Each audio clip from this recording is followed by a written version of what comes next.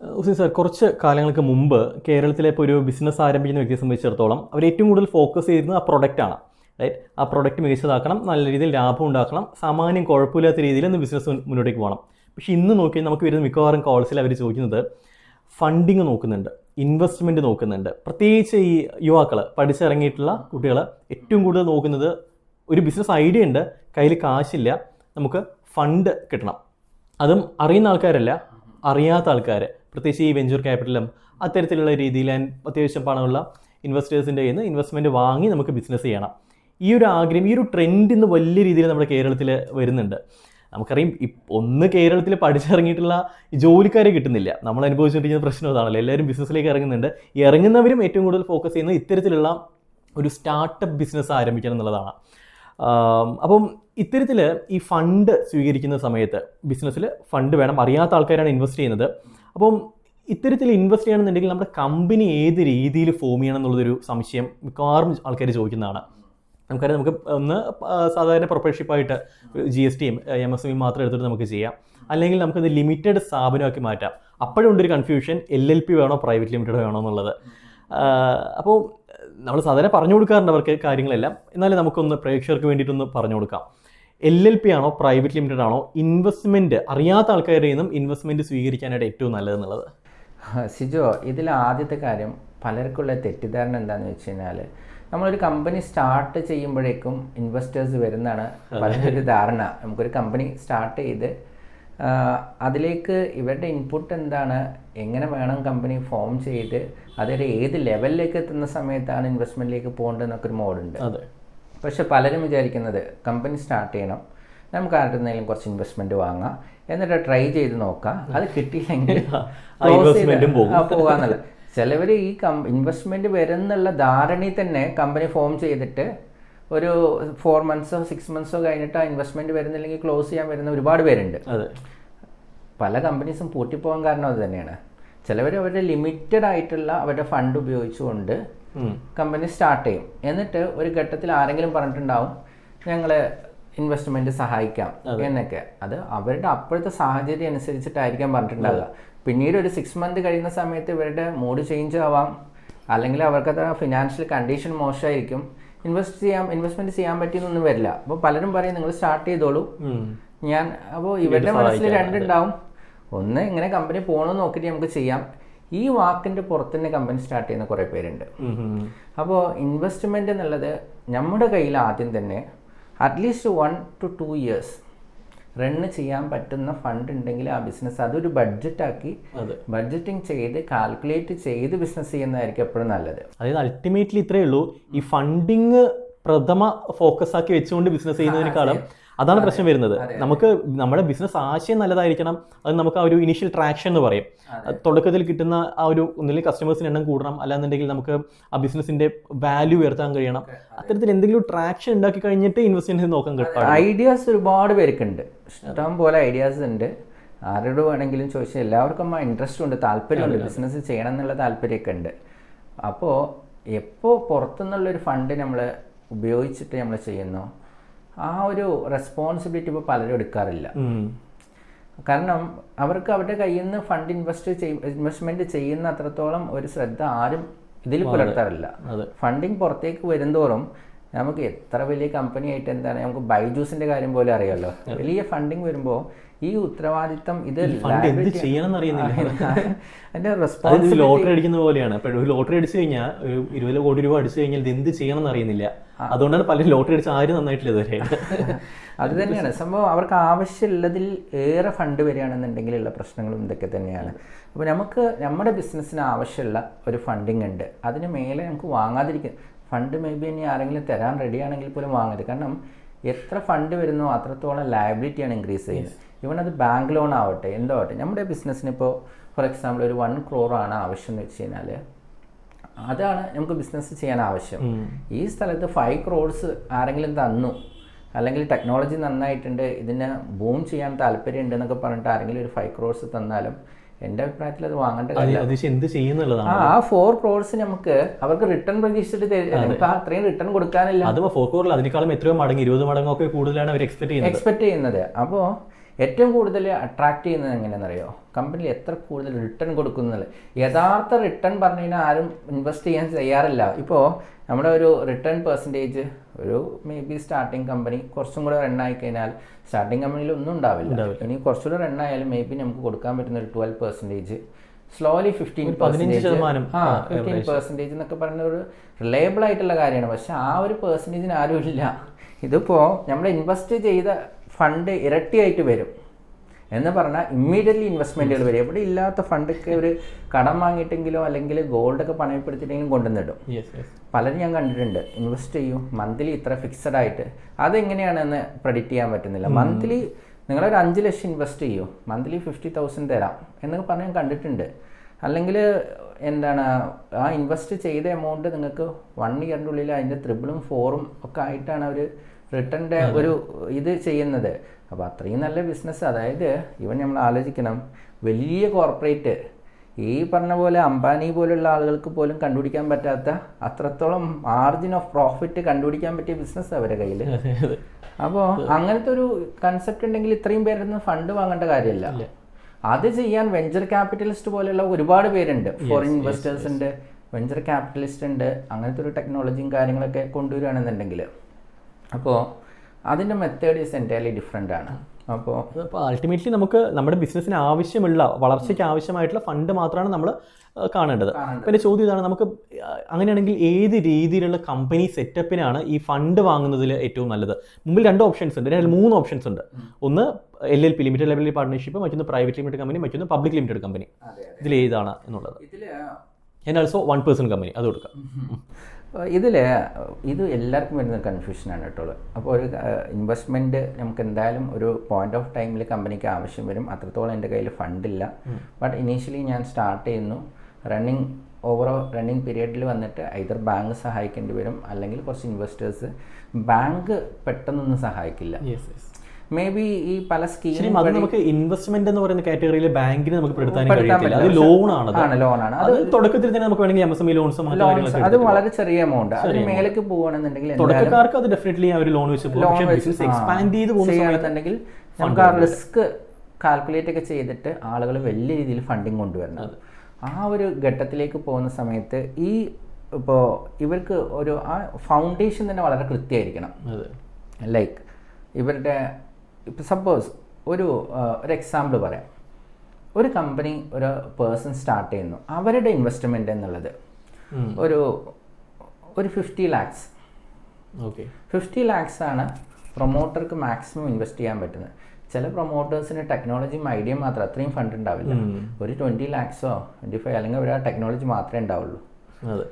അങ്ങനെ ചെയ്യുന്ന ആൾക്കാരൊക്കെ ഉണ്ട്. അപ്പോൾ ഇവർക്ക് വരുന്ന ഫേസ് ചെയ്യുന്ന ഒരു പ്രശ്നം എന്ന് പറയുന്നത്, ഇവരുടെ എമൗണ്ട് കുറവും പുറത്തുനിന്ന് വാങ്ങുന്ന ഇൻവെസ്റ്റ്മെൻറ്റ് കൂടുതലാണെങ്കിൽ, സപ്പോസ് ഇവിടെ ഒരു പ്രൈവറ്റ് ലിമിറ്റഡ് കമ്പനിയാണ് ചൂസ് ചെയ്യുന്നതെന്ന് വെച്ച് കഴിഞ്ഞാൽ, നോർമലി ശ്രദ്ധിക്കാതെ ചെയ്ത് കഴിഞ്ഞാൽ എന്താ പ്രശ്നം എന്ന് വെച്ച് കഴിഞ്ഞാൽ, ഇവരുടെ അവരൊരു പുറത്തുനിന്ന് ഇവരെ 50 lakhsഉം അപ്പുറത്തുനിന്ന് 5 crores വന്നു കഴിഞ്ഞാൽ ഓട്ടോമാറ്റിക്കലി ഇവരുടെ ഷെയർസൊക്കെ അങ്ങനെ ഡൗൺ ആയി താഴെ വന്നു. അവരായിരിക്കും പിന്നെ മെജോറിറ്റി ഓഫ് ഷെയർ ഹോൾഡേഴ്സും കാര്യങ്ങളും അപ്പോൾ ഓട്ടോമാറ്റിക്കലി കൺട്രോൾ അവരുടെ കമ്പനിയിലായിരിക്കും. നാളെ ഒരു ദിവസം അവർ വന്നിട്ട് പറയണേ ഇന്ന പേഴ്സണെ മാറ്റണം, ഇന്ന ആളെ ചേഞ്ച് ചെയ്യണമെന്ന് പറയുമ്പോഴായിരിക്കും ആലോചിക്കും. കാരണം അപ്പോഴായിരിക്കും ഇവർ ഈ ഒരു അബദ്ധം മനസ്സിലാക്കുന്നതും ഒക്കെ ഇങ്ങനെയാണ്, ഇത് ഫണ്ട് ഇട്ടവർക്കാണ് അധികാരം എന്നുള്ളതിലും അതിൽ വോട്ടിംഗ് ഷെയർസ് എന്നുള്ളതും അവരുടെ കൺട്രോളിലായിരിക്കും കമ്പനി എന്നുള്ളത് പോലും പലർക്കും അറിയുന്നില്ല. അപ്പോൾ അങ്ങനത്തെ ഒരു കേസസ് വരികയാണെന്നുണ്ടെങ്കിൽ നമുക്ക് ഈ ടെക്നോളജി മറ്റുള്ളതൊക്കെ വിട്ടേക്കാം.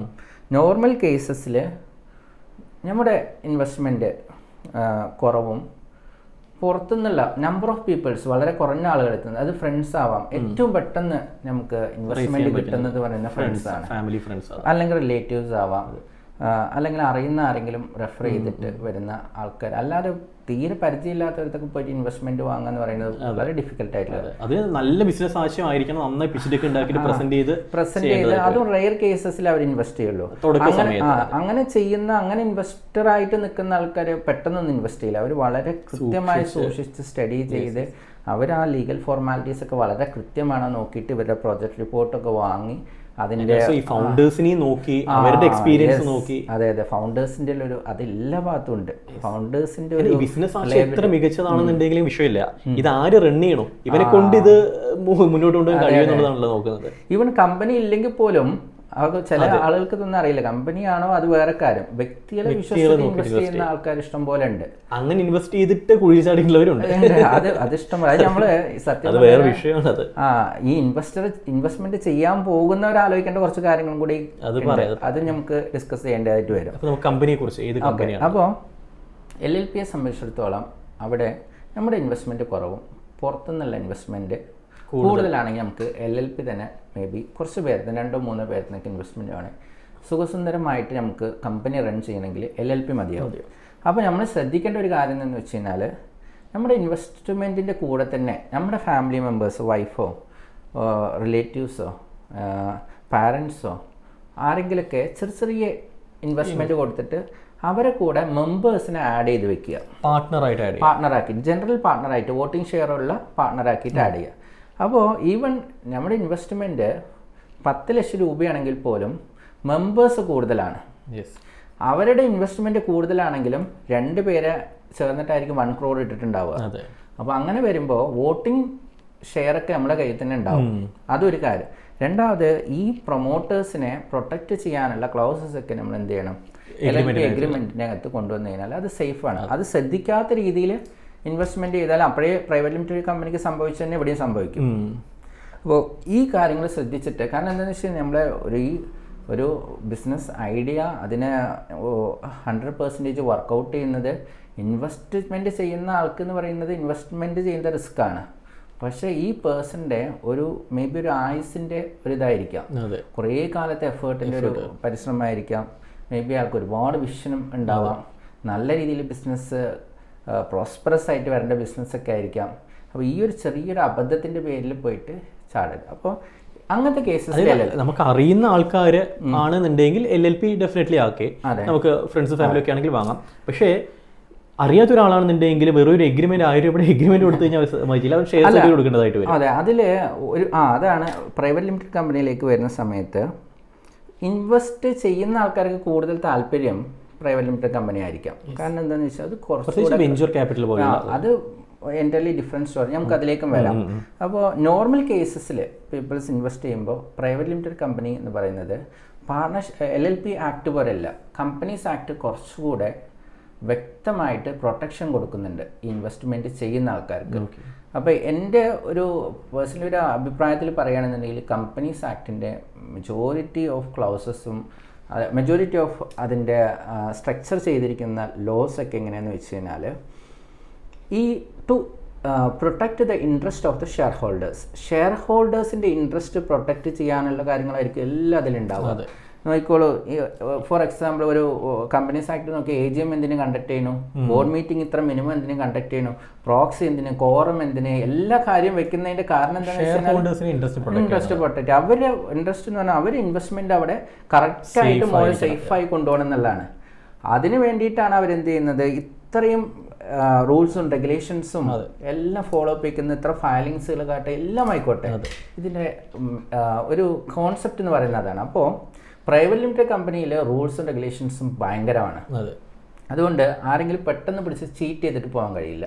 അതുകൊണ്ടാണ് പലരും ഈ പ്രൈവറ്റ് ലിമിറ്റഡ് കമ്പനി ചെയ്തിട്ടുള്ള ആൾക്കാർ ഇത് ചെയ്യണ്ടായിരുന്നു, ഇല്ലാതെ കാര്യം കംപ്ലീറ്റ് ക്ലോസ് ചെയ്യാനും കഴിയുന്നില്ല. കാര്യം ഇതാണ്, കാരണം ഇവർ ഇൻവെസ്റ്റേഴ്സിന് അല്ലെങ്കിൽ ഈ ഷെയർ ഹോൾഡേഴ്സിന് പ്രൊട്ടക്ട് ചെയ്യാനുള്ള നിയമങ്ങൾ അതിനകത്തുള്ളത് കൊണ്ട് തന്നെ കുറച്ച് വളരെ സ്ട്രോങ് ആയിട്ട് വെറുതെ ഒരു കമ്പനി ഓപ്പൺ ചെയ്ത് 10 പേരിൽ നിന്ന് ഫണ്ട് വാങ്ങിയിട്ട് ക്ലോസ് ചെയ്ത് പോകാൻ കഴിയില്ല. അതുകൊണ്ടാണ് ക്ലോസ് ചെയ്യലും അതിനേക്കാളും ബുദ്ധിമുട്ടായിട്ട് വരുന്നത്. കമ്പനി ഓപ്പൺ ചെയ്യുമ്പോൾ അവർക്ക് പ്രശ്നമില്ല, ഗവൺമെൻറ്റിന് സർട്ടിഫിക്കേഷൻ കൊടുത്ത് നിങ്ങൾ ചെയ്തത്. പക്ഷെ ക്ലോസ് ചെയ്യുമ്പോൾ അവർ എന്തൊക്കെ ശ്രദ്ധിക്കണം, ഇവരാർക്കെങ്കിലും ഫണ്ട് വാങ്ങി വെച്ചിട്ടുണ്ടോ, ഇവരാർക്കെങ്കിലും കൊടുക്കാനുണ്ടോ, തരാനുണ്ടോ, വേറെ എന്തെങ്കിലും ഫ്രോഡ്ലൻ്റ് ആക്ടിവിറ്റി, ഇവരെ ടാക്സ് എന്തെങ്കിലും പേ ചെയ്യുക, ഒരുപാട് കാര്യങ്ങൾ ശ്രദ്ധിച്ചാലേ ക്ലോസ് ചെയ്യാൻ പറ്റുള്ളൂ. അപ്പോൾ ചിലർ വിചാരിക്കും ഞാൻ കമ്പനി ഫോം ചെയ്യാൻ ഇത്ര പേയ്മെൻ്റ് ആയില്ല, ക്ലോസ് ചെയ്യാനാണോ ഇത്ര ബുദ്ധിമുട്ടെന്ന് പറയും. കാരണം അവിടെയാണ് ഈ പ്രശ്നം കിടക്കുന്നത്. അപ്പോൾ മനസ്സിലാക്കി പ്രൈവറ്റ് ലിമിറ്റഡ് കമ്പനി എന്ന് പറയുന്നത് വളരെ മികച്ചൊരു ഫോമായിട്ട് തന്നെയാണ്. പക്ഷേ കൃത്യമായിട്ടുള്ള റൂൾസും റെഗുലേഷൻസ് പാലിച്ച് ചെയ്യണം. പുറമേ നിന്ന് നമ്മൾ ഇൻവെസ്റ്റ് എടുക്കുന്ന സമയത്ത് അറിയാത്ത ആൾക്കാർ ഇൻവെസ്റ്റ്മെന്റ് സ്വീകരിക്കുന്ന സമയത്ത് പ്രൈവറ്റ് ലിമിറ്റഡ് കമ്പനിയിൽ അവർ ഇൻവെസ്റ്റ്മെന്റ് ബില്ലിംഗ് ആവുന്നത്. അപ്പോൾ അതിൽ വേറെ ഒരു ഫ്ലെക്സിബിലിറ്റി എന്താണെന്ന് വെച്ച് കഴിഞ്ഞാൽ LLPയിൽ നമ്മൾ എന്ത് കാര്യങ്ങളും ചെയ്യാനെന്നുണ്ടെങ്കിലും ബേസിക്കായി LLP എഗ്രിമെൻറ്റിൽ കൊണ്ടുപോയിട്ട് ആഡ് ഓൺ ചെയ്ത് അതിനെ ചേഞ്ച് ചെയ്യണം. ഫണ്ടമെൻ്റൽ ഡോക്യുമെൻറ്റ്സ് എപ്പോഴും ചേഞ്ച് ചെയ്തുകൊണ്ടിരിക്കണം. പക്ഷേ പ്രൈവറ്റ് ലിമിറ്റഡ് കമ്പനിക്ക് ഈസി ആയിട്ട് പുതിയ പുതിയ റെസൊല്യൂഷൻ നമുക്ക് അലോട്ട്മെൻറ്റ് ചെയ്യാനും ഇത് ചെയ്യാനും ഫണ്ടമെൻ്റൽ MOA ലെവലിൽ പോയിട്ട് നമുക്ക് തിരുത്തങ്ങൾ അധികം വരുത്തേണ്ട കാര്യമില്ല. അലോട്ട്മെൻറ്റ് നമുക്ക് ഈസി ആയിട്ട് ചെയ്യാം. ഇനി ഒരാൾ എളുപ്പത്തിൽ പറയുകയാണെന്നുണ്ടെങ്കിൽ ഇപ്പോൾ നമ്മളൊരു പാർട്ട്ണറിനെ ആഡ് ചെയ്യുന്നു, അല്ലെങ്കിൽ കോൺട്രിബ്യൂഷനിൽ ചെറിയ മാറ്റം വരുന്നു, ഇതിനെല്ലാത്തിനും പുതിയ എഗ്രിമെന്റ് നമ്മൾ ഇങ്ങനെ അറ്റാച്ച് ചെയ്തുകൊണ്ടിരിക്കേണ്ടതായിട്ട്. പക്ഷേ പ്രൈവറ്റ് ലിമിറ്റഡ് LLPയുടെ കാര്യത്തിൽ പ്രൈവറ്റ് ലിമിറ്റഡ് കാര്യത്തിൽ അങ്ങനെ ഒരു കാര്യം എഗ്രിമെന്റ് ഇല്ല. അതിന്റെ മെമ്മറാണ്ടം ആർട്ടിക്കിൾസിലാണ് മാറ്റം വരുത്തേണ്ടത് വരുന്നത്. അപ്പം അതുകൊണ്ട് തന്നെ അതിൽ ബുദ്ധിമുട്ടില്ലാതെ ഈസി ആയിട്ട് അഡീഷണൽ ഡോക്യുമെന്റ് ആയിട്ട് നമുക്ക് ഷെയർ അലോട്ട് ചെയ്യാം. ഇനി ഷെയർ വാങ്ങിയ പേഴ്സണ് ഇനി ആർക്ക് വേണമെങ്കിലും ഈസി ആയിട്ട് വിൽക്കാം. ഇവരെ ഷെയർ സർട്ടിഫിക്കറ്റിൽ ഷെയർ ട്രാൻസ്ഫർ ചെയ്ത് കൊടുത്തു കഴിഞ്ഞാൽ അത് മാറിക്കഴിഞ്ഞു. ഷെയർ ട്രാൻസ്ഫർ ഫോം ഇട്ട് കഴിഞ്ഞാൽ ഒരാൾ വേറൊരാൾക്ക് മാറ്റാം. എത്ര ഷെയർ ട്രാൻസ്ഫർ വേണമെങ്കിലും നടത്താം. അപ്പോൾ ഞാനൊരു കമ്പനിയുടെ ഷെയർസ് വാങ്ങി വെച്ചു. അപ്പോൾ ഇത് ഒരു അസറ്റാണ്. അപ്പോൾ ഇത് എനിക്ക് നാളെ ഇത് ഫണ്ടാക്കണം എന്ന് പറഞ്ഞാൽ ഈസി ആയിട്ട് ഇത് കൊണ്ടുപോയിട്ട് ആർക്കെങ്കിലും വിൽക്കാം. അത്രയും വാല്യൂ അല്ലേ അത്? കാരണം ആ കമ്പനിയുടെ എത്രയും വാല്യൂ ഈ പറയുന്ന LLPക്കകത്ത് ഉണ്ടാവില്ല. അങ്ങനെ ഒരു ഷെയർ സർട്ടിഫിക്കറ്റോ കാര്യങ്ങളോ ഇതിൽ വരുന്നില്ല. ഇതൊരു ചെക്ക് ലീഫ് പോലെ തന്നെയാണ് ഈ പറയുന്ന ഷെയർ ഒരു ചെക്ക് പോലത്തെ നമുക്ക് എപ്പോൾ വേണമെങ്കിലും ചേഞ്ച് ചെയ്യാൻ പറ്റും. സെക്യൂരിറ്റി ആണ്, അത് സെക്യൂർഡാണ്. അപ്പോൾ അതുകൊണ്ടൊക്കെ തന്നെ അപ്പോൾ അതിൻ്റെ ഒരു വാല്യൂ ഉണ്ട് നമുക്ക്. അതുകൊണ്ടൊക്കെ തന്നെയാണ് പലരും പിന്നെ ആ പറഞ്ഞ ഫ്ലെക്സിബിലിറ്റി എപ്പോൾ വേണമെങ്കിലും ട്രാൻസ്ഫർ ചെയ്യാം നമുക്ക്. ഈവൻ മറ്റേത് എന്താണ് നമ്മുടെ കയ്യിലുള്ള ഷെയർ സർട്ടിഫിക്കറ്റ് നമുക്ക് വേറൊരാൾക്ക് നമുക്ക് ട്രാൻസ്ഫർ ചെയ്യുന്നത്. ജസ്റ്റ് ഇൻറ്റിമേഷൻ കൊടുത്താലും മതി കമ്പനിയിലേക്ക് ഇന്ന പേഴ്സൺ എന്ന് പറഞ്ഞാൽ ഒരു ഷെയർ ഹോൾഡറായി മാറി നമുക്ക് ഇമ്മീഡിയറ്റ്ലി ഫണ്ടാക്കി മാറ്റാതെ. അപ്പോൾ ഇങ്ങനെയുള്ള കുറേ കാര്യങ്ങൾ പ്രൈവറ്റ് ലിമിറ്റഡ് കമ്പനി ഒരുപാട് ഷെയർ ഹോൾഡേഴ്സിനെ വെച്ച് ചെയ്യുന്ന രീതിയിലാണെങ്കിൽ, പക്ഷേ മാക്സിമം 200 ഷെയർ ഹോൾഡേഴ്സാണ് അതിലും പരിധിയുള്ളത്. പക്ഷേ ഈവൻ അങ്ങനെയാണെങ്കിൽ പോലും പിന്നെ അടുത്ത് നിങ്ങൾ പറഞ്ഞ പബ്ലിക് ലിമിറ്റഡ് കമ്പനി പറയുന്നത് ലിസ്റ്റിങ്ങിലേക്ക് പോവുകയാണെങ്കിൽ അങ്ങനെ ചെയ്യുക. അല്ലെങ്കിൽ പബ്ലിക് ലിമിറ്റഡ് കമ്പനി കൂടുതൽ യൂസ് ചെയ്യുന്നത് അഡ്വർടൈസ്മെൻറ്റ് അവരൊക്കെ പ്രോസ്പെക്ടസ് ഒക്കെ വെച്ചിട്ട് അഡ്വർടൈസ്മെൻറ്റ് മോഡലൊക്കെ വാങ്ങുന്ന ആൾക്കാർക്കും വേണമെങ്കിൽ പബ്ലിക് ലിമിറ്റഡ് കമ്പനി യൂസ് ചെയ്യാം. പ്രൈവറ്റിൽ അത് പറ്റില്ല. ഫ്രണ്ട്സോ റിലേറ്റീവ്സിനൊക്കെ പരസ്യം കൊടുക്കാൻ നമ്മൾ ഇൻവെസ്റ്റ്മെന്റ് നിക്ഷേപം സ്വീകരിക്കുന്നവരുള്ള പരസ്യങ്ങൾ കൊടുക്കാൻ പാടില്ല. LLPയിലാണെങ്കിലും പ്രൈവറ്റ് ലിമിറ്റഡ് ആണെങ്കിലും പ്രൈവറ്റ് ലിമിറ്റഡ് കമ്പനി. അപ്പോൾ അതിനേക്കാൾ കൂടുതൽ ആളുകൾ മെമ്പേഴ്സിൻ്റെ അടുത്ത് ഫണ്ട് വാങ്ങുന്നു 200. അങ്ങനത്തെ കേസസ് മാത്രമേ പബ്ലിക് ലിമിറ്റഡ് കമ്പനിയായിട്ട് ചിന്തിക്കേണ്ട കാര്യമുള്ളൂ. പക്ഷേ വളരെ റെയർ കേസസ് ആണ്. മോസ്റ്റ്ലി ഉള്ള പബ്ലിക് ലിമിറ്റഡ് കമ്പനീസൊക്കെ ലിസ്റ്റിംഗ് ചെയ്യാൻ വേണ്ടിയിട്ടുള്ള താല്പര്യത്തിന് വേണ്ടിയിട്ടാണ് ആക്കുന്നത്. അങ്ങനെ ലിസ്റ്റിങ്ങിലേക്ക് പോകണമെന്നുണ്ടെങ്കിൽ നമുക്ക് നല്ല സ്ട്രോങ് കമ്പനി നെയിം ഉണ്ടാവണം, നല്ല ബ്രാൻഡിങ് ആവണം. കാരണം ലിസ്റ്റിംഗ് എക്സ്പെൻസസ് എന്ന് പറയുന്നത് നല്ല എക്സ്പെൻസസ് ആണ്. ആ എക്സ്പെൻസസ് ഒക്കെ തന്നെ നമുക്ക് ഫണ്ടിങ് ചിലർ പറയും എൻ്റെ കമ്പനി ആദ്യം തന്നെ കൊണ്ട് ലിസ്റ്റ് ചെയ്ത് കഴിഞ്ഞാൽ അങ്ങനെയൊക്കെ വിചാരിക്കുന്നവരുണ്ട്. ഇഷ്ടംപോലെ ഫണ്ട് വരുന്നൊക്കെ. ഒരാളൊരു ഷെയർ വാങ്ങണമെന്നുണ്ടെങ്കിൽ ആ കമ്പനിയെക്കുറിച്ച് നന്നായി പഠിച്ചിട്ടേ വാങ്ങുള്ളൂ. ആ നെയിം നന്നായിട്ട് റീച്ച് ആയിരിക്കണം അവർക്ക്. അങ്ങനെ അത്രത്തോളം നെയിം റീച്ചായി എത്രയോ നല്ല നെയിമുള്ള കമ്പനീസ് പോലും ലിസ്റ്റിങ്ങിലേക്ക് പോകുന്നില്ല. അത് മേ ബി ഒന്നും അവർക്ക് റിക്വയർമെൻറ്റ് ഉണ്ടാവില്ല. പക്ഷേ എങ്കിലും അതും ഏതെങ്കിലും ഒരു കേരളത്തിൽ മാത്രം ഫേമസ് ആയി എന്ന് പറഞ്ഞതും കൊണ്ട് ചിലപ്പോൾ ലിസ്റ്റിംഗ് വിജയിച്ചു എന്ന് വരില്ല. ഇത് ഓൾ ഓവർ ഇന്ത്യ അറിയപ്പെടുന്ന ഒരു ബ്രാൻഡോ കാര്യങ്ങളാണെങ്കിൽ കുറച്ച് പെട്ടെന്ന് ലിസ്റ്റിങ്ങും വിജയിപ്പിച്ചു എന്ന് വരും. അപ്പോൾ അതിന് ഒരുപാട് പാരാമീറ്റേഴ്സ് ഉണ്ട് ആ ഒരു ഫണ്ടിങ്ങിലേക്ക്. അതുപോലെ പലരും ചോദിക്കുന്ന ഒരു ചോദ്യമാണ് വിളിക്കുന്ന സമയത്ത്, ഒരു ബിസിനസ് സ്റ്റാർട്ട് ചെയ്യാൻ വേണ്ടിയിട്ടാണ് 200 പേരുണ്ട്, ഓരോരുത്തരിന് ചെറിയ ചെറിയ എമൗണ്ട്, മൊത്തം ക്യാപിറ്റലേ 20 ലക്ഷം രൂപ 30 ലക്ഷം രൂപ വരത്തുള്ളൂ. പക്ഷേ എല്ലാവരും ചെറിയ ചെറിയ 1000 2000 അവർക്ക് കഴിയുന്ന എമൗണ്ട് തന്നുകൊണ്ട് ഒന്ന് നമുക്ക് അത്തരത്തിലുള്ള ബിസിനസ് സെറ്റപ്പ് ചെയ്യാൻ ആയിട്ടുള്ള ചോദ്യം പൊതുവെ വരാറുണ്ട്. LLPയിൽ പോസിബിൾ ആണോ എന്നുള്ളതും ചോദിക്കാറുണ്ട്. LLPയിൽ അൺലിമിറ്റഡ് ആയിട്ട് നമുക്ക് ബിസിനസ് ആശയം, പക്ഷെ ഭയങ്കര ബുദ്ധിമുട്ടാണ് അത് മെയിൻറ്റെയിൻ ചെയ്യാൻ. ലീഗലി ഇത്രയും മെമ്പേഴ്സിനെയൊക്കെ നമുക്ക് അക്കോമഡേറ്റ് ചെയ്ത് ഇവരുടെയൊക്കെ LLP എഗ്രിമെൻറ്റിൽ നെയിം ചേർത്തി ഇത് ചെയ്ത് എല്ലാവരുടെ സൈനും വാങ്ങി എല്ലാവരുടെ കൺസെൻറ്റും വോട്ടിങ്ങും ഭയങ്കര ഹെക്ടിക്. ഞാൻ പറയുകയാണെങ്കിൽ അത് ഞാൻ നിരുത്സാഹപ്പെടുത്തുകയുള്ളൂ ആ കാര്യത്തിന്. ഇത് 1000 രൂപയുടെ കുറേ പേരത്തു നിന്ന് വാങ്ങുന്നത് നിങ്ങൾക്ക് ഒരു 10 50,000 1 ലക്ഷം തരുന്ന പേഴ്സൺസിൻ്റെ അടുത്ത് വാങ്ങുകയായിരിക്കും ഏറ്റവും നല്ലത്. അല്ലാതെ കുറേ ലീഗൽ ഫോർമാലിറ്റീസിന് വേണ്ടി ഫണ്ട് ചിലവാക്കിയിട്ട് കാര്യങ്ങളൊന്നുമില്ല. അപ്പോൾ അതിൽ വലിയ കാര്യങ്ങളില്ല. ചെയ്യാൻ കഴിയും, പോസിബിൾ ആണ്, പക്ഷേ അതിനേക്കാൾ എക്സ്പെൻസസ് ഇവിടെ ആവും. പേപ്പർ വർക്ക്സ് കൂടുന്നുണ്ട്. അതുപോലെ തന്നെ മറ്റൊരു ചോദ്യം വരുന്നത് ക്രൗഡ് ഫണ്ടിങ്. നമുക്കറിയാം ഇന്ത്യയിൽ ക്രൗഡ് ഫണ്ടിങ് നമുക്ക് ഈ പറയുന്ന ചാരിറ്റി പർപ്പസിന് മാത്രമേ പബ്ലിക്കിന്റെ കയ്യിൽ നിന്ന് പൈസ വാങ്ങിയിട്ട് ചെയ്യാനായിട്ട് കഴിയത്തുള്ളൂ, അല്ലെ കമ്പനി ബിസിനസ് റൺ ചെയ്യാനായിട്ട് കഴിയുന്നില്ല. പക്ഷെ പല കൺസൾട്ടൻസിന്റെ വീഡിയോസ് ഞാൻ കണ്ടിട്ടുണ്ട്, ക്രൗഡ് ഫണ്ടിങ് നിങ്ങൾക്ക് ബിസിനസ്സിൽ സ്വീകരിക്കാൻ കഴിയുന്നുള്ളത് വാസ്തവമാണെന്നുള്ളത്. അതില് ക്രൗഡ് ഫണ്ടിങ് പ്ലാറ്റ്ഫോം വഴി സാധാരണ ഇതാണല്ലോ ചെയ്യുന്നത്. ഇപ്പോൾ ചാരിറ്റി ആണെങ്കിൽ ഒരു ക്രൗഡ് ഫണ്ടിങ് പ്ലാറ്റ്ഫോം ഉണ്ട്, അതുവഴി അതിൽ ആൾക്കാർ ഇൻവെസ്റ്റ് ചെയ്യും, അതിൻ്റെ അത് ഈ ചാരിറ്റി പർപ്പസിന് വേണ്ടിയിട്ട് യൂസ് ചെയ്യും. പക്ഷെ ഇന്ത്യയിൽ നമുക്ക് ഈ ക്രൗഡ് ഫണ്ടിങ് അത്രത്തോളം ഒരു പോപ്പുലറായിട്ട് യൂസ് ചെയ്യുന്നില്ല. ചെയ്യുന്നവരുണ്ട്, പക്ഷേ ലീഗലി അത് ശരിയാണ്. അതിലും കുറെ കാര്യങ്ങൾ നോക്കേണ്ടതുണ്ട്. പ്രോഫിറ്റ് ഫോർ ബിസിനസ്സുകൾക്ക് ഈ പറയുന്ന ക്രൗഡ് ഫണ്ടിങ് ഇന്ത്യയിൽ അലൗഡ് അല്ല എന്നുള്ളതാണ്. അതെ അതെ അതെ, അതാ പറഞ്ഞത്.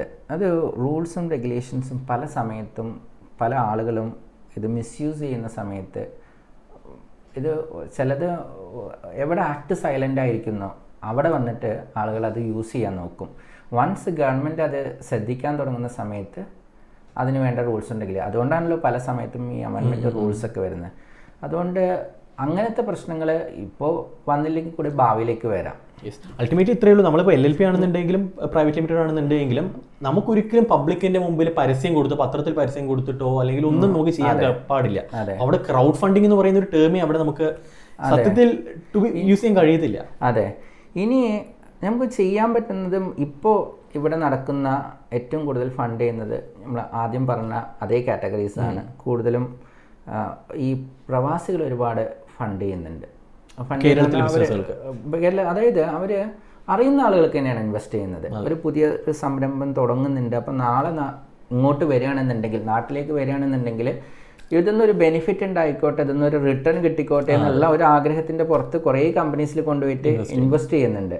അപ്പോൾ ഇവിടെ നാട്ടിൽ ഒരു പേഴ്സൺ പറയുകയാണെങ്കിൽ അങ്ങനെ ഒരു ബിസിനസ് ചെയ്യണമെന്നുണ്ട്, നല്ല ഒരു എന്താണ് പ്രോഫിറ്റബിൾ ആയിട്ടുള്ള ഒരിതാണ്, കാര്യങ്ങളൊക്കെ കേൾക്കുന്ന സമയത്ത് അവർക്കൊരു ഇൻട്രസ്റ്റിൻ്റെ പുറത്താണ് പല ആളുകളും വന്നിട്ട് ഇങ്ങനെയുള്ള അത് കൂടുതലും ഈ ചൂസ് ചെയ്യുന്നത് പ്രൈവറ്റ് ലിമിറ്റഡ് കമ്പനീസിലും LLP കമ്പനീസിലും ആണ് ഇവർ ഏറ്റവും കൂടുതൽ ചൂസ് ചെയ്തിട്ട് ചെയ്യുന്നത്. ഇതിൽ തന്നെ വരുന്നത്, ഞാൻ അപ്ലൈ ഈ പ്രൈവറ്റ് ലിമിറ്റഡ് കമ്പനിയുടെ കേസസ് പറഞ്ഞ സമയത്ത് പല സമയത്തും ഈ പാർട്ട്നേഴ്സ് മേ ബി 2 പേരോ ഈ 2-3 പേർ 2 പേരിൽ തന്നെ ഒരുപാട് പ്രശ്നങ്ങൾ വന്നിട്ട് കമ്പനി ക്ലോസ് ചെയ്യാറുണ്ട്. ഡെഡ് ലോക്ക് വരുന്ന സമയത്ത്. അതായത് ഇപ്പോൾ 2 ഡയറക്ടേഴ്സ് ആണെന്ന് വിചാരിക്കും. 2 ഡയറക്ടേഴ്സ് ആണെന്നുണ്ടെങ്കിൽ സംടൈംസ് ഇവര് മിണ്ടാത്ത അവസ്ഥകൾ വരുന്ന സമയത്ത് തീരുമാനം ബോർഡ് മീറ്റിംഗ് കണ്ടക്ട് ചെയ്യാൻ പറ്റില്ല, ഇത് ഇതിനെ വിശ്വസിച്ച് ആരെങ്കിലും കൊണ്ടുപോയിട്ട് ഇൻവെസ്റ്റ് ചെയ്തിട്ടുണ്ടെങ്കിൽ എന്തായിരിക്കും സ്ഥിതി ഒന്ന് ആലോചിച്ച് നോക്കൂ. 2 പേഴ്സൺസ് ചേർന്ന് നടക്കുന്ന ഒരു ബിസിനസ്സിൽ അവർ തമ്മിൽ മേ ബി ഈ 2 പേരുടെയും എന്താണ് ഇൻവോൾവ്മെന്റ് കൊണ്ടായിരിക്കാം ബിസിനസ് നടന്നു പോകുന്നത്. ഇവരെ വിശ്വസിച്ചിട്ട് നിങ്ങൾ കൊണ്ട് ഇൻവെസ്റ്റ് ചെയ്ത് നാളെ ഇവർ സംസാരിക്കാതെ പോയി എന്തിനായി? ഇതിൽ ഏതെങ്കിലും ഒരു പാർട്ണറെ ആയിരിക്കും ഒരാളെ അറിയുക, അവരുടെ വഴിയായിരിക്കും ഇവർ ഇൻവെസ്റ്റ് ചെയ്തിരിക്കുന്നത്. നാളെ പറഞ്ഞാൽ ആ പാർട്ണർ എന്നോട് സംസാരിക്കുന്നില്ലെങ്കിൽ ഭയങ്കര ബുദ്ധിമുട്ടാണ്. എപ്പോഴും ഞാൻ ഉദ്ദേശിക്കുന്നത് എന്താണെന്നറിയോ, എപ്പോഴും 2-ൽ കൂടുതൽ ഡയറക്ടേഴ്സ് ഉണ്ടാവുകയാണ് നല്ലത്. 3 പേര്, അതെ, മിനിമം 3 പേരുണ്ടെങ്കിൽ ഒരാളിപ്പോൾ എന്തെങ്കിലും സഹകരിച്ചില്ലെങ്കിൽ പോലും മറ്റു 2 പേർക്ക് ചേർന്നിട്ട് മിനിമം കാര്യങ്ങളെങ്കിലും ചെയ്തു പോകാനുള്ള ഒരു ബോർഡ് മീറ്റിംഗ് കൂടാനോ ഒരു AGM കൂടാനോ കാര്യങ്ങൾ റെഗുലേഷൻസ് ഫുൾഫിൽ ചെയ്യാനോ പറ്റും. അതുപോലും പറ്റാത്ത സ്ഥിതിയിലേക്ക് പോകും. അപ്പോൾ ഈ എന്താണ് വളരെ 2 പേരൊക്കെ ചെയ്യുന്ന ബിസിനസ്സിലാണെന്നുണ്ടെങ്കിൽ അവരുടെ ടേംസ് എങ്ങനെ, കണ്ടീഷൻസ് എങ്ങനെയാണ് എന്നുള്ളത് നമുക്കറിയണം. അവർ നാളെ 2 പേരും തമ്മിൽ എന്തെങ്കിലും പ്രോബ്ലം ഉണ്ടായി കഴിഞ്ഞാൽ നമ്മുടെ ഇൻവെസ്റ്റ്മെൻറ്റിന് ആരും ഉത്തരവാദിത്തം എന്ന് അറിയണം. ഇതൊക്കെ നോക്കിയിട്ടാണ് നമുക്കൊരു ഇൻവെസ്റ്റ്മെൻറ്റ് ചെയ്യാൻ കഴിയുന്നത്. പിന്നെ ബ്ലൈൻഡായിട്ട് ഇൻവെസ്റ്റ് ചെയ്യാതിരിക്കുക എന്നുള്ളതും, ഒരു ബിസിനസ് സ്റ്റാർട്ട് ചെയ്യണമെന്നുണ്ടെങ്കിൽ അതിനെക്കുറിച്ചിട്ട് നന്നായിട്ട് ലേൺ ചെയ്ത് മനസ്സിലാക്കിയിട്ട്, അതുപോലെ തന്നെ ഈ ഒരു 2 years 3 years ഒക്കെ റൺ ചെയ്യുന്ന ബിസിനസ് ആണെങ്കിൽ കുറച്ച് അതിന് വേണ്ടിയിട്ട് പൈസ ചിലവാക്കിയാലും പ്രശ്നമില്ല. ആ ഫിനാൻഷ്യൽസ് കാര്യങ്ങളെല്ലാം ഒന്ന് നന്നായി ചെക്ക് ചെയ്യിപ്പിച്ചിട്ട് ഒരു കൺസൾട്ടൻറ്റിനെ കൊണ്ട് ഒരു ഡ്യൂ ഡിലിജൻസ് ഒക്കെ നടത്തിച്ചിട്ട്, ഈവൻ ചെറിയ ഇൻവെസ്റ്റ്മെൻ്റ് ആണെങ്കിൽ പോലും നിങ്ങളൊരു ഈവൻ ഒരു 10 lakhs ആണ് ഇൻവെസ്റ്റ് ചെയ്യുന്നുണ്ടെങ്കിൽ പോലും ഇതിന് വേണ്ടിയിട്ടൊരു 20,000 സ്പെൻഡ് ചെയ്യുകയാണെന്നുണ്ടെങ്കിൽ നിങ്ങൾക്ക് ആ 9,80,000 സേവ് ആയിരിക്കും ചിലപ്പോൾ. അതാരും ശ്രദ്ധിക്കുന്നില്ല. അതുപോലെ തന്നെ ഒരു ഇത് ഇൻവെസ്റ്റേഴ്സിൻ്റെ പാർട്ടിൽ, ഇൻവെസ്റ്റ് ചെയ്യാൻ ഉദ്ദേശിക്കുന്നവരുടെ പാർട്ടിൽ വേറെ ഒരു കാര്യം എനിക്ക് തോന്നുന്നത്, അവർ ഇൻവെസ്റ്റ് ചെയ്യാണ്, ഇപ്പോൾ ആരെങ്കിലും അപ്രോച്ച് ചെയ്യുകയാണെന്നുണ്ടെങ്കിൽ, അത് ഗൾഫിൽ നിന്നുള്ള ഇൻവെസ്റ്റേഴ്സ് ആവട്ടെ, അറിയുന്നവരാവട്ടെ, ആരാവട്ടെ, അത് ചെയ്യുമ്പോൾ ഈ ബാങ്കിൻ്റെ ഒരു മെത്തേഡ് നല്ലൊരു മെത്തേഡാണ്.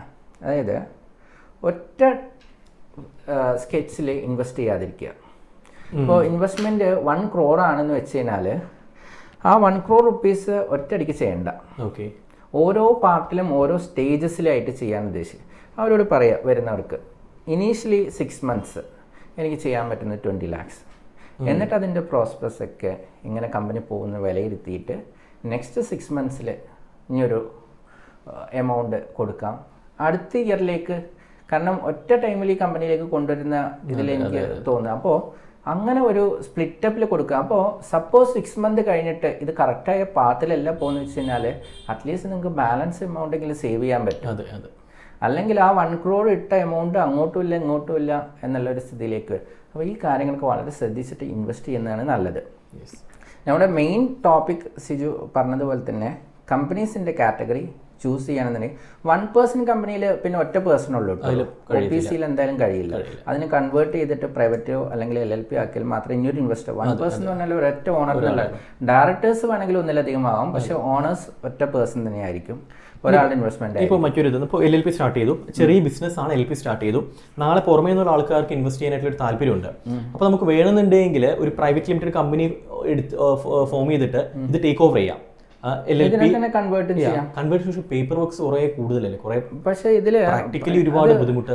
പക്ഷേ ഈ LLP കമ്പനിയിൽ ഓൾറെഡി മിഷനറീസ് ഉണ്ട്, ബിൽഡിംഗ് അസറ്റിൽ, അത് കൺവേർട്ട് ചെയ്യാണ് ഏറ്റവും നല്ലത്. അങ്ങനെ കൺവേർട്ട് ചെയ്തിട്ട് ഈവൻ പാർട്ണർഷിപ്പാണ് ഏറ്റവും കൂടുതൽ ഡിഫിക്കൽട്ടി നമുക്കത്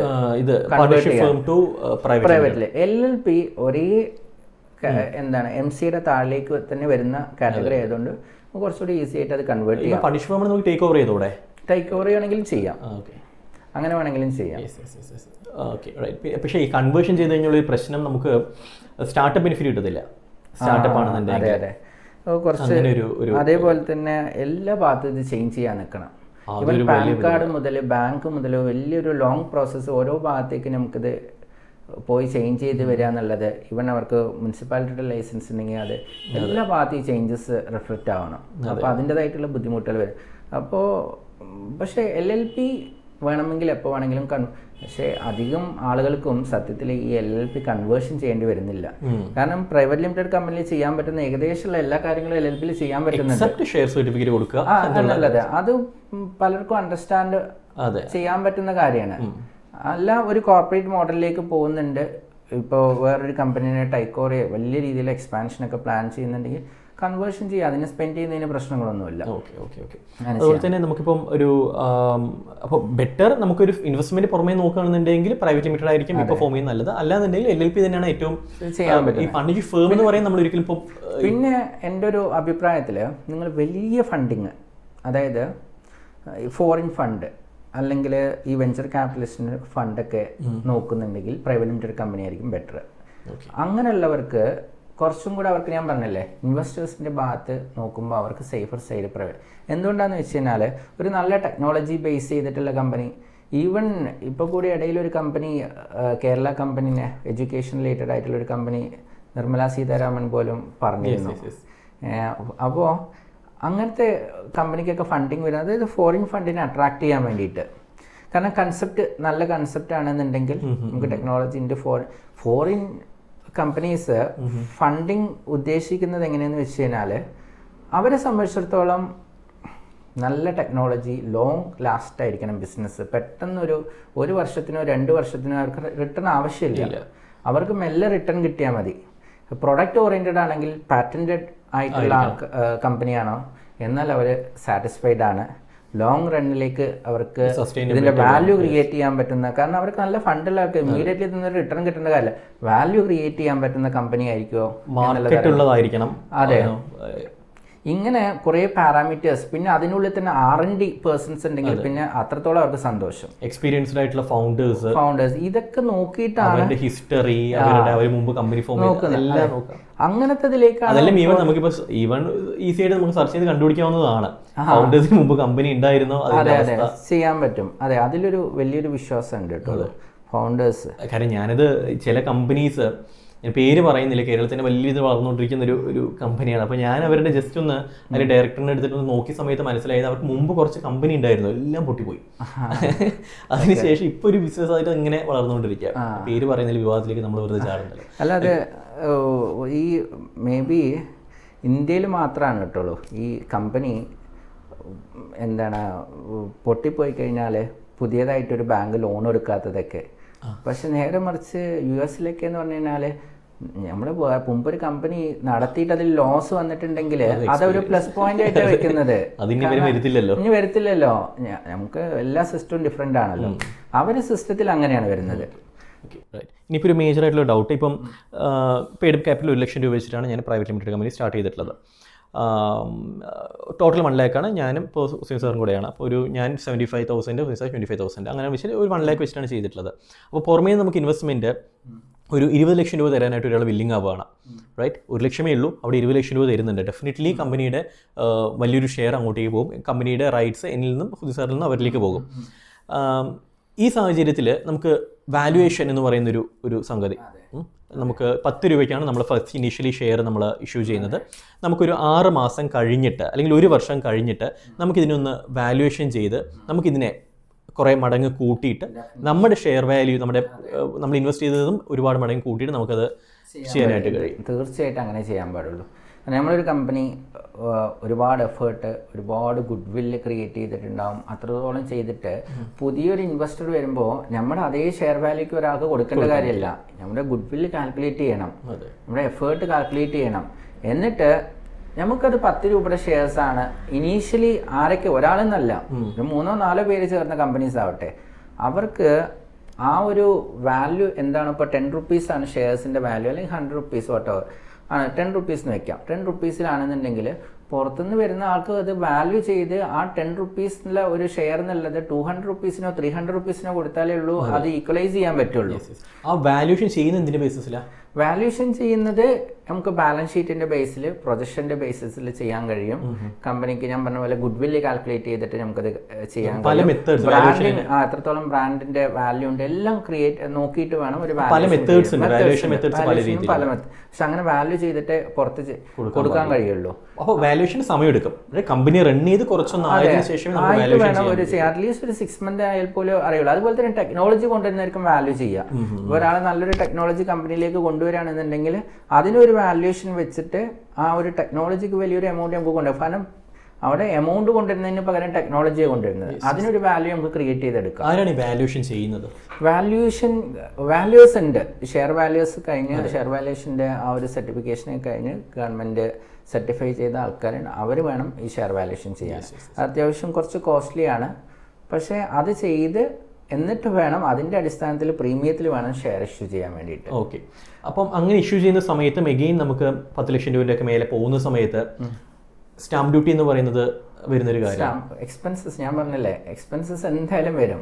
ഈ പറഞ്ഞ ക്യാപിറ്റൽ ഇൻക്രീസ് ചെയ്യണമെങ്കിൽ എന്തായാലും സ്റ്റാമ്പ് ഡ്യൂട്ടി വരും. ആ സ്റ്റാമ്പ് ഡ്യൂട്ടി അനുസരിച്ച് പേ ചെയ്തിട്ട് വേണം നമുക്ക് ഫണ്ട് എടുക്കാനും ക്യാപിറ്റലൈസ് ചെയ്യേണ്ടത് ക്യാപിറ്റലൈസ് ചെയ്യാനും ഒക്കെ. ചിലർ ചോദിക്കാറുണ്ട് ക്യാപിറ്റലൈസ് ചെയ്യണ്ട, പകരം നമുക്ക് ലോൺ ആയിട്ട് ഇതിനകത്ത് കാണിക്കാം. ലോൺ കൊടുക്കുന്നത് അത് ചില കേസസിൽ നമുക്ക് ചെറിയ കമ്പനീസിനൊക്കെ ഓക്കെ, വലിയ കമ്പനീസിന് എത്രത്തോളം അത് ഇൻവെസ്റ്റ് ചെയ്യുന്ന ആൾക്കാർക്ക് അവർക്ക് കൂടുതലും കമ്പനി ഗ്രോ ആവും തോറും ഇവരെ വാല്യൂ കൂടുന്നതാണ്. പക്ഷെ ലോണിന്റെ വാല്യൂ ഒരിക്കലും കൂടുതലില്ല. പക്ഷെ സേഫാണ്. നമുക്ക് എന്തെങ്കിലും കമ്പനിക്ക് പറ്റിക്കഴിഞ്ഞാൽ ഇമ്മീഡിയറ്റ്ലി ഇവരെ ഫണ്ടായിരിക്കും ആദ്യം കൊടുക്കുന്നത്. മറ്റേ ഇക്വിറ്റി ഷെയർ ഹോൾഡേഴ്സ് എന്ന് പറഞ്ഞു കഴിഞ്ഞാൽ ലോസ് വന്ന ഫണ്ട് പോയി അത് ഞാൻ പറഞ്ഞു. വലിയ ഇൻവെസ്റ്റേഴ്സും വലിയ ആൾക്കാരൊക്കെ പെട്ടെന്ന് ഒരു റിട്ടേൺ നോക്കിയിട്ടില്ല. പ്രോസ്പെറസ് നന്നായിട്ട് കമ്പനി വളർന്നു വരുന്ന പിന്നീട് അതൊരു ഹ്യൂജ് റിട്ടേൺ ആയി മാറാൻ വേണ്ടിയിട്ടൊക്കെ ഉദ്ദേശിക്കുന്നവരായിരിക്കും അങ്ങനെ ചെയ്യുന്നത്. അപ്പോൾ ചിലർക്ക് ഇമ്മീഡിയറ്റ്ലി ഒരു റിട്ടേണിന് വേണ്ടിയിട്ട് എവിടെയെങ്കിലും നിക്ഷേപിക്കണം തോന്നിയവർക്ക് മേ ബി ലോൺ കൊടുക്കാനുള്ള മേ ബി എന്താണ് അവരുടെ ഓൺ ഇൻവെസ്റ്റ്മെൻ്റ് ഒക്കെ ചെയ്യുന്ന ആൾക്കാർ പോലും കമ്പനിയിൽ ലോണായിട്ട് കാണിക്കാറുണ്ട്. എന്തുകൊണ്ടാണെന്ന് വെച്ച് കഴിഞ്ഞാൽ കുറേ സ്റ്റാമ്പ് ഡ്യൂട്ടി കെട്ടി നമുക്ക് ഇപ്പോൾ കമ്പനിക്ക് ഒരു അത്യാവശ്യത്തിനൊരു എമൗണ്ട് ഇട്ടു, കമ്പനിക്ക് ഇനഫ് ഫണ്ട് ഉണ്ടാകുമ്പോൾ നമുക്കത് തിരിച്ചെടുക്കാം, അവിടെ വെക്കേണ്ട കാര്യമില്ല എന്നുള്ളത് ക്ലോസ്ലി ഹെൽഡ് ആയിട്ടുള്ള 2-3 ആൾക്കാർ നടത്തുന്ന കമ്പനിക്ക് ഫർദർ ഇൻവെസ്റ്റ്മെന്റ് വേണമെങ്കിൽ തൽക്കാലം ലോൺ ഇട്ട് തിരിച്ചെടുക്കാറുണ്ട്. അതൊക്കെ അങ്ങനെ വരുന്ന ഡയറക്ടേഴ്സ് ലോണായിട്ട് ചെയ്ത് തിരിച്ചെടുക്കാറുള്ളതാണ് പതിവ് വരുന്നത്. ഓക്കെ, അപ്പം അതായത് ചെറിയ തുകയൊക്കെ ആണെന്നുണ്ടെങ്കിൽ നമുക്ക് ലോണായിട്ട് അങ്ങനെ കാണിച്ചിട്ട് എക്സ്പെൻസ് കുറയ്ക്കാൻ വേണ്ടി മാത്രം. അതെ, എക്സ്പെൻസസ് വെറുതെ സ്റ്റാറ്റ്യൂട്ടറി എക്സ്പെൻസസ് ഒരുപാട് ആക്കിയിട്ട് കാര്യമില്ലല്ലോ. ഈ സ്റ്റാമ്പ് ഡ്യൂട്ടി കാര്യങ്ങളൊക്കെ കൊടുത്ത് പിന്നെ ക്യാപിറ്റലൈസ് ചെയ്ത ഫണ്ട് അങ്ങനെ തിരിച്ചെടുക്കാനും കഴിയില്ല. അതൊക്കെ ഒരു ഇതാണ്. പിന്നെ ഈ പ്രൈവറ്റ് ലിമിറ്റഡ് കമ്പനി കൊണ്ട് ഒരു വേറൊരു അഡ്വാൻറ്റേജസ് എന്താണെന്ന് വെച്ച് കഴിഞ്ഞാൽ, ഇപ്പോൾ നമ്മൾ പ്രൈവറ്റ് ലിമിറ്റഡ് കമ്പനിയിൽ ഒരു വലിയൊരു ലാൻഡ്, ബിൽഡിങ്, മെഷീനറി എല്ലാം ഉണ്ടെന്ന് വിചാരിച്ചു. ഇപ്പോൾ ഫോർ എക്സാമ്പിൾ ലാൻഡിനെ വെച്ചോളൂ, വേറൊരാൾ ഇത് പർച്ചേസ് ചെയ്യണമെന്നുണ്ടെങ്കിൽ ഈ ഷെയർസ് ഇങ്ങോട്ട് ട്രാൻസ്ഫർ ചെയ്തെടുത്താൽ മതി. ഷെയർ ട്രാൻസ്ഫർ ചെയ്താൽ ഓട്ടോമാറ്റിക്കലി കമ്പനി കംപ്ലീറ്റ് അതിലത്തെ ലാൻഡ് ട്രാൻസ്ഫർ ആയി, ബിൽഡിംഗ് ട്രാൻസ്ഫർ ആയി, എന്തൊക്കെ കാര്യങ്ങളുണ്ട് എല്ലാം ട്രാൻസ്ഫർ ആയി. ഈ ലാൻഡ് വീണ്ടും രജിസ്ട്രേഷൻ ഫീസ് കൊടുക്കേണ്ട കാര്യമില്ല. ഒരാൾക്ക് ഇങ്ങോട്ട് മാറുന്ന സമയത്ത് രജിസ്ട്രേഷൻ ഫീസ് വരുന്നില്ല. ഓൾറെഡി അത് നമുക്ക് വലിയൊരു ലാഭമാണ്. വലിയ ലാൻഡും സംബന്ധിച്ചുള്ള വലിയൊരു എമൗണ്ട് ഈസി ആയിട്ട് നമുക്കത് ട്രാൻസ്ഫർ ചെയ്യാം. അപ്പോൾ ഒരു കമ്പനി ട്രാൻസ്ഫർ ചെയ്യാനും വളരെ ഈസിയാണ്, വേറൊരു കമ്പനിനെ പോയി ടേക്ക് ഓവർ ചെയ്യാൻ ഈസിയാണ്. കാരണം ഈ ഷെയർ ഇങ്ങോട്ട് മാറ്റി ഫണ്ട് കൊടുത്ത പ്രോബ്ലം കഴിഞ്ഞു, വളരെ ഈസി. അതാ ഞാൻ പറഞ്ഞത്, അത്രയും ഫ്ലെക്സിബിലിറ്റിയാണ് private limited company. So huge എമൗണ്ടിൽ നമ്മളൊരു ബിസിനസ് ചെയ്യുകയാണെന്നുണ്ടെങ്കിൽ, അല്ലെങ്കിൽ പുറമേ നിന്ന് നമ്മൾ ഇൻവെസ്റ്റ് LLP ഹ്യൂജ് എമൗണ്ടിൽ ചെയ്യാൻ കഴിയില്ല എന്നുള്ളത്, അതിൽ കോടികളുടെ ബിസിനസ് ചെയ്യുന്നവരുണ്ട്. ഫേമിൽ പോലും ചെയ്യുന്നവരുണ്ട്. അപ്പോൾ അവിടെയാണ് ശരിക്കും പറഞ്ഞാൽ നല്ല കൺസൾട്ടന്റിനെ അപ്രോച്ച് ചെയ്തിട്ട് വേണം ഏത് വേണമെന്നുള്ളത്. നമ്മൾ പല ഓരോരുത്തർക്കും ഓരോ പാരാമീറ്റേഴ്സുകൾക്ക് ഓരോ കാര്യങ്ങളുണ്ട് ഇതിൽ. ഇൻവെസ്റ്റ്മെന്റ് വാങ്ങുന്നതിലും കൊടുക്കുന്നതിനും ഓരോ ടേംസിലും വ്യത്യാസമുണ്ട്. അപ്പോൾ ഇങ്ങനെയൊക്കെ ചെയ്യുന്ന സമയത്ത് എൻ്റെ ഒരു അഭിപ്രായത്തിൽ നല്ല കൺസൾട്ടൻസിനെ കണ്ട് സംസാരിച്ച് എന്നിട്ട് ഒരു ഒപ്പീനിയൻ എടുത്തിട്ട് ബേസ് എന്നിട്ട് തന്നെ ഫൗണ്ടേഷൻ ഇടുക. അല്ലെങ്കിൽ നമുക്കിത് ചേഞ്ച് ചെയ്യാൻ തന്നെ ഇതിലേറെ ഒരു ഈ എക്സ്പെൻസസിനെക്കാളും ഒരു 10 times എക്സ്പെൻസസ് വരും, ഭയങ്കര കോംപ്ലിക്കേറ്റഡ് ആയി. അപ്പോഴത്തേക്ക് നമ്മൾ കുറേ ഫണ്ട് വാങ്ങിയിട്ടുണ്ടാവും. പിന്നെ അതങ്ങോട്ട് തിരിച്ചു കൊടുക്കാൻ പറ്റാതെ, പിന്നെ അതിനെ ഫോർമലൈസ് ചെയ്യാൻ പറ്റാതെ എന്തൊക്കെ പ്രശ്നങ്ങൾ വരുന്നുണ്ടെന്നറിയാം ഇതിൻ്റെ പേരിൽ. അപ്പോൾ ആദ്യം തന്നെ ഒരു കമ്പനിയായിട്ട് നല്ല രീതിയിൽ ഫണ്ട് ചെയ്യുക, പ്രോപ്പറായിട്ട് ലീഗൽ കംപ്ലയൻസസും കാര്യങ്ങളും അതിനനുസരിച്ച ഫോർമേഷൻസ് എങ്ങനെയൊക്കെയാണ് ടേംസ്, അത് കൊടുക്കുന്നവർക്കാണെന്നുണ്ടെങ്കിലും ഇൻവെസ്റ്റ് ചെയ്യുന്നവരാണെങ്കിലും ശ്രദ്ധിക്കുക, ഇൻവെസ്റ്റ്മെൻറ്റ് വാങ്ങുന്നവരാണെങ്കിലും ശ്രദ്ധിക്കുക. വെറുതെ ഒരു നാളെ ഒരു ലീഗൽ കോംപ്ലിക്കേഷനിലേക്ക് പോകേണ്ട കാര്യമില്ലല്ലോ. അപ്പോൾ ചുരുക്കി പറയുകയാണെന്നുണ്ടെങ്കിൽ, ഇൻവെസ്റ്റ് ചെയ്യുന്നൊരു വ്യക്തി നോക്കുന്നത് എല്ലാ മാസവും എല്ലാ വർഷവും കിട്ടുന്ന പ്രോഫിറ്റ് അല്ല, പകരം നോക്കുന്നത് ലോങ് ടേമിൽ ഇത് എത്രത്തോളം ഇതിന് വാല്യൂ വർദ്ധിക്കുന്നുണ്ട് എന്നുള്ളതാണ് നോക്കുന്നത്. അപ്പോൾ അത്തരത്തിലുള്ളൊരു ബിസിനസ് ആശയമായിരിക്കണം നമ്മുടെ കയ്യിൽ ഉണ്ടാവേണ്ടത്. അത് വലിയ ഇൻവെസ്റ്റേഴ്സിനെ നമ്മുടെ നാട്ടിലത്തെ സാധാരണ ഇൻവെസ്റ്റേഴ്സിന് അവർക്ക് ഇമ്മീഡിയറ്റ്ലി ഒരു റിട്ടേൺ കിട്ടാൻ വേണ്ടിയിട്ടാണ് ചെയ്യുന്നത്. അപ്പോൾ എഗെയിൻ ഡിപ്പെൻഡ്സ് നമുക്ക് ഇൻവെസ്റ്റേഴ്സിനെ, നമ്മുടെ ബിസിനസിനെ, നമ്മുടെ ഉദ്ദേശവും എല്ലാം. രണ്ടാമത്തേത്, അറിയാത്ത ആൾക്കാരിൽ നിന്ന് പുറമേ നിന്ന് ഇൻവെസ്റ്റ്മെന്റ് സ്വീകരിക്കുകയാണെന്നുണ്ടെങ്കിൽ പ്രൈവറ്റ് ലിമിറ്റഡ് തന്നെയാണ് ഏറ്റവും നല്ലത്. ഹ്യൂജ് ആയിട്ടുള്ള എമൗണ്ട് നമ്മൾ സ്വീകരിക്കുകയാണെങ്കിൽ നമുക്ക് ഷെയർ സർട്ടിഫിക്കറ്റ് കൊടുക്കാനായിട്ട് കഴിയത്തുള്ളൂ. LLP എഗ്രിമെന്റ് ആണുള്ളത്, അതുകൊണ്ട് നമുക്ക് ക്ലോസ് ഫ്രണ്ട്സ് ആണെന്നുണ്ടെങ്കിൽ ഒരു പക്ഷേ അത് ബെറ്റർ ആയിട്ടായിരിക്കും ചെയ്യുന്നത്. ആൻഡ് എഗെയിൻ ഇത് നല്ലൊരു കൺസൾട്ടന്റിനെ മീറ്റ് ചെയ്തിട്ട് വേണം ഡിസൈഡ് ഏറ്റവും നല്ലത്. അല്ലാന്നുണ്ടെങ്കിൽ പ്രൈവറ്റ് ലിമിറ്റഡ് നമ്മൾ ആദ്യം തുടങ്ങിയത് പറഞ്ഞ പോലെ ഒരു പ്രൈവറ്റ് ലിമിറ്റഡ് കമ്പനി ഓപ്പൺ ചെയ്യാൻ വലിയ ബുദ്ധിമുട്ടൊന്നുമില്ല. ക്ലോസ് ചെയ്യുന്ന സമയത്താണ് ബുദ്ധിമുട്ടുകളും, അത് റൺ ചെയ്യുന്ന സമയത്തും ഇവർക്ക് റിട്ടേൺ കൊടുക്കേണ്ട സമയത്തും എല്ലാ കാര്യങ്ങളും ശ്രദ്ധിക്കും. ഈ പ്രൈവറ്റ് ലിമിറ്റഡ് കമ്പനി കുറ്റം പറയുന്നവരെ സംബന്ധിച്ചിടത്തോളം അവർക്ക് ശരിക്കും പ്രൈവറ്റ് ലിമിറ്റഡ് കമ്പനി അല്ല വേണ്ടിയിരുന്നത്, എടുക്കേണ്ടിരുന്നത് ശരിക്കും വേറെ LLP ആയിരിക്കാം. ചിലപ്പോൾ LLP എടുത്തവർക്ക് അത് പ്രൈവറ്റ് ആയിരിക്കും ആവശ്യം വരിക. അതാ പറഞ്ഞ നല്ലൊരു കൺസൾട്ടിങ് കിട്ടിയില്ലെങ്കിൽ ഇതിനൊക്കെ ബുദ്ധിമുട്ടാണ്. റൈറ്റ്. അപ്പോൾ നമ്മൾ ഇത്രയും കാര്യങ്ങൾ സംസാരിച്ചു, അതായത് ഇൻവെസ്റ്റ്മെന്റിനെ കുറിച്ചിട്ട് കുറേ കാര്യങ്ങൾ. നമുക്ക് ഇനിയും കുറേ ഡീപ്പറായിട്ട് ഈ വെഞ്ചർ ക്യാപിറ്റലും സീഡ് ഫണ്ടിങ് അങ്ങനത്തെ കുറേ കാര്യങ്ങൾ നോക്കാണ്ട് നമുക്ക് വേറൊരു അവസരത്തിൽ